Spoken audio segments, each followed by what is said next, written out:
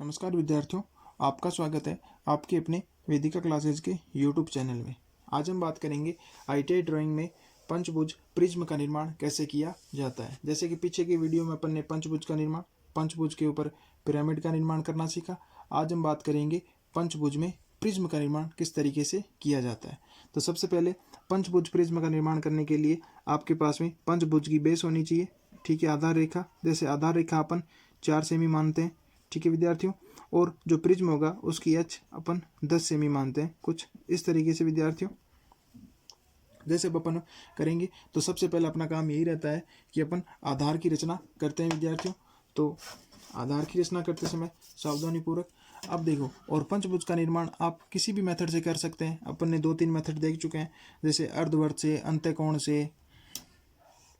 ठीक है विद्यार्थियों, आप किसी भी मेथड से करना चाहें तो पंचभुज का निर्माण किसी भी मेथड से कर सकते हैं। ध्यान पूर्वक थोड़ा सा ध्यान रखें, बस जिससे भी मेथड से करें उसको पूर्ण रूप से, अगर आपको जो आए उसी से करना है। जैसे अपन अगर अंत्यकोण मेथड का प्रयोग करेंगे तो वो सबसे सरल रहता है, इसलिए मैं सबसे पहले अपनी आधार की रचना कर लेता हूँ मैं।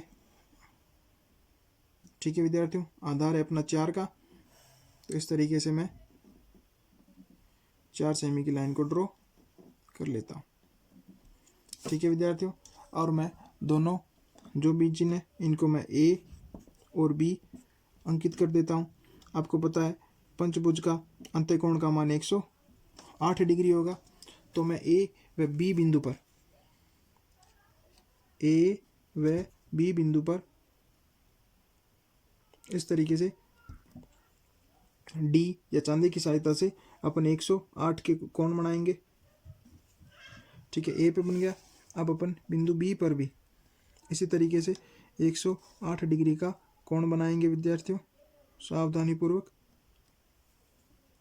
ये हो गया 10 और 10 से 2 पहले, ये हो गया अपना 108 का कोण।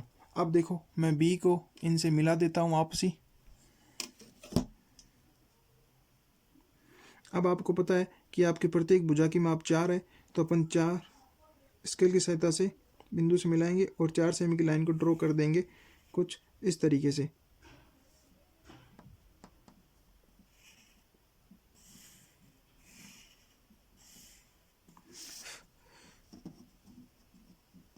और बिंदु ए से भी अपने लगाए गए निशान को मिला देंगे 108 का।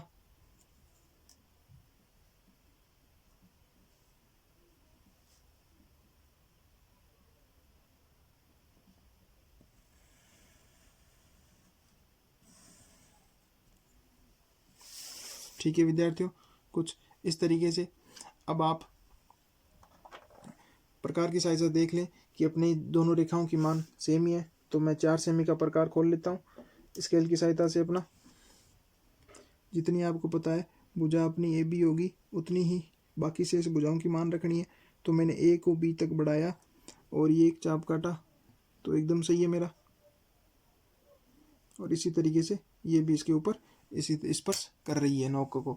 अब देखो अपन क्या करेंगे कि या तो आप क्या करो, बिंदु जो अपने नए प्राप्त हुए हैं उन पे भी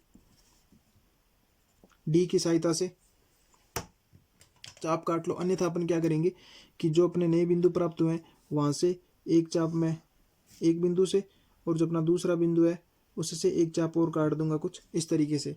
और जहाँ पे ये दोनों चाप काटते हैं उन्हें मैं स्केल की सहायता से कुछ इस तरीके से मिला दूंगा, तो ये अपना पूर्ण रूप से पंचभुज का निर्माण हो जाएगा विद्यार्थियों।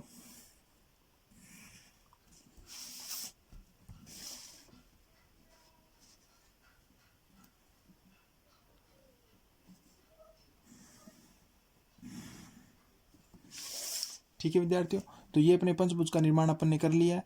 अब अपन इसके ऊपर प्रिज्म का निर्माण करेंगे। तो ठीक है, इस आपको पता है पंचभुज की प्रत्येक भुजा की माप 4 सेमी है, प्रिज्म की माप अपने 10 सेमी मानी है। तो अपन क्या करेंगे, जो आपके पास स्केल है उस स्केल का प्रयोग करके प्रत्येक बिंदु से, जैसे ए बी, ये अपना सी, ये डी और ये आपका ई, प्रत्येक बिंदु से 10-10 सेमी की रेखाओं को ऊपर ऊर्ध्वाधर खींचेंगे। और रेखा को सीधा खींचने के लिए आप सेट स्क्वायर का प्रयोग करेंगे। जैसे आपको मेरे पास में आपको पता है सेट स्क्वायर है, तो मैं इसको आधार के साथ सीधा लगाऊंगा और सीधी रेखाएं अपनी बनाएंगे। कुछ इस तरीके से थोड़ा सा ध्यानपूर्वक आप क्या करेंगे, इस तरीके से, जैसे अब आपको 10 खींचनी है तो इस तरीके से मैं 10 की एक रेखा ड्रॉ कर देता हूँ। ठीक है विद्यार्थियों, ए पे भी इसी तरीके से आप अपन बनाएंगे, बिंदु ए पर भी,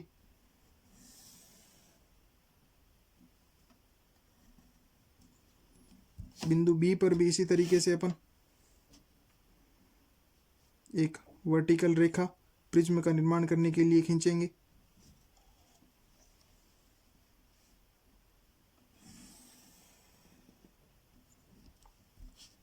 बिंदु सी पर भी अपन इसी तरीके से एक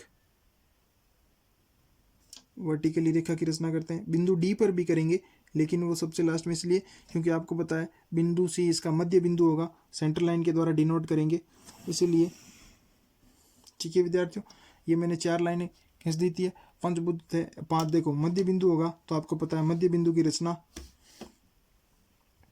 आप सभी को पता है। मध्य बिंदु या मध्य जो सेंटर लाइन होती है उसकी रचना करने के लिए उसका एक अलग तरीका होता है। जैसे आपको किसी भी प्रकार के कोई भी सेंटर लाइन बनानी होती है तो उसका नियम ये कहता है कि एक बड़ी लाइन, फिर स्पेस, फिर छोटा डैश, फिर बड़ा डैश, फिर स्पेस, फिर छोटा डैश, फिर बड़ा डैश, फिर छोटा, फिर बड़ा, फिर छोटा, फिर बड़ा, फिर छोटा, फिर बड़ा, फिर छोटा और फिर बड़ा। इस तरीके से जो लाइन बनती है आपकी, आपको पता है ये हो गई अपनी सेंटर लाइन विद्यार्थियों। जैसा कि अब देखो अपन क्या करेंगे कि प्रत्येक भुजा की माप क्या है आपके पास में, इस तरीके से 10-10 है, तो अपन वही अपना प्रकार लेंगे।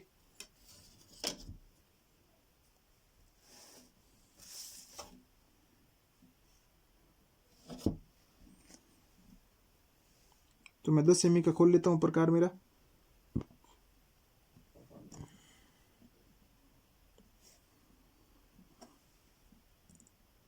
बिंदु से एक से खींची गई रेखा ये,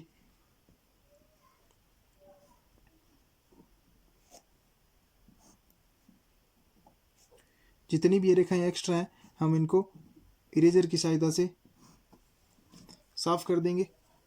ठीक है विद्यार्थियों, अब अपन सभी लगाए गए चाप को आपस में स्केल की सहायता से मिला देंगे कुछ इस तरीके से विद्यार्थियों, सावधानी पूर्वक। ये अब अपनी बनने वाली आकृति पंचभुज का प्रिज्म बनने जा रहा है। पंचभुज तो अपन ने पहले बना चुके हैं नीचे, अब ये जो भी आकृति ऊपर ड्रॉ हो रही है ये हो जाएगा अपना पंचभुज का प्रिज्म।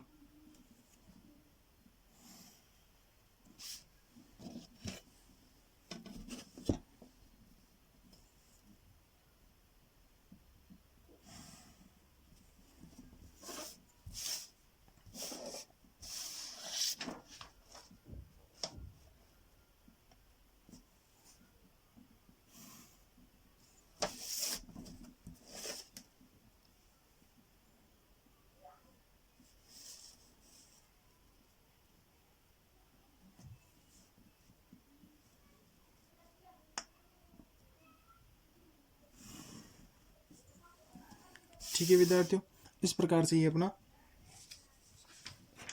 पंचभुज पिरामिड का निर्माण अपन ने कर लिया है।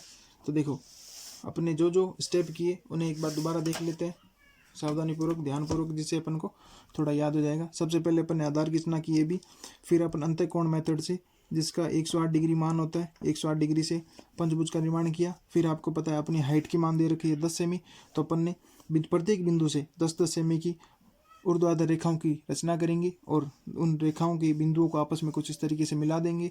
ये जो सेंटर लाइन थी इसको मैंने ऐसे बना दिया। और ठीक है, अब इनकी माप दर्शानी है तो आपको पता है अपनी दोनों तरफ विस्तार रेखाओं को खींचेंगे, फिर इस तरीके से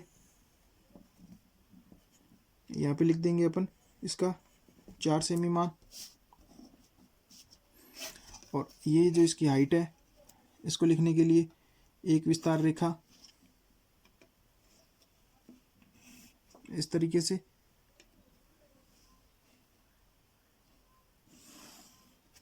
ये अपन ने इसकी विस्तार रेखा खींच दी और यहाँ पे इसकी मान है 10 सेमी, तो ये अपन ये लिख देंगे इसकी 10 सेमी। इस तरीके से विद्यार्थियों ये था अपना आज का पंचभुज प्रिज्म का निर्माण किस प्रकार से किया जाता है। विद्यार्थियों अगर वीडियो आपको अच्छा लगे तो लाइक शेयर जरूर करें। अगर आप चैनल पर नए हैं तो चैनल को सब्सक्राइब करना ना भूलें। धन्यवाद।